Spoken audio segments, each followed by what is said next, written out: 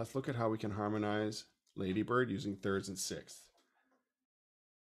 The way I build this out is I look at my chord symbol, my melody's in the trumpet. I'm going to go a third below this G in C major, which gives me an E, or a sixth below, which will be a B.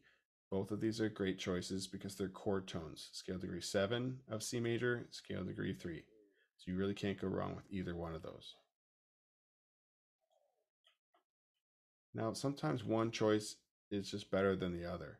Here we have a B flat minor 7 and a scale degree 9 C in the melody. If I do a third below that, it gives me an A flat, or if I use a sixth below, that gives me an E flat. Scale degree 4 or scale degree 7. Scale degree 4 is not a strong choice because it doesn't help me clearly hear this chord. Remember, scale degree 3 and scale degree 7 are the notes that are going to help define that chord quality. So in this case, we have an A flat, which is scale degree 7. That's going to be the better choice. Now the other issue is we have 3 horns, but we're dealing with only 2-part harmony. So how do we navigate that?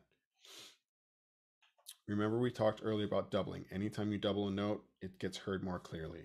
If I double the harmony part, that's going to take over the melody and that's going to be heard more clearly.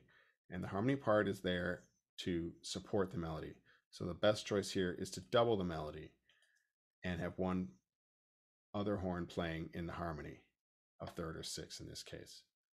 And so we could do unison octaves or unison pitch and have a third or sixth in the middle or even below. So there's a lot of different options here. Using thirds and sixths for just 2 horns is a great choice too as well. In this case, for 3 horns, we're going to double in order to make it work. Now the last spot we're going to look at is here. This is A flat major 7. The question is, what do we do with this A natural on A flat major 7? That's a non-harmonic tone. It's not part of the scale. What I'm going to do is I'm just going to follow the motion of the melody parallel in half steps like it's moving down here. And I'm going to find my third below the melody, and I'm just going to come down and let my harmony part move in the same interval. Half step down, half step down. So now I have unison octaves with the brass and the saxophone in the middle moving in parallel motion. So as you can see, these thirds and sixths offer you a lot of options and a really nice way to bring out some different colors in the instrument and outline the harmony in a thin texture.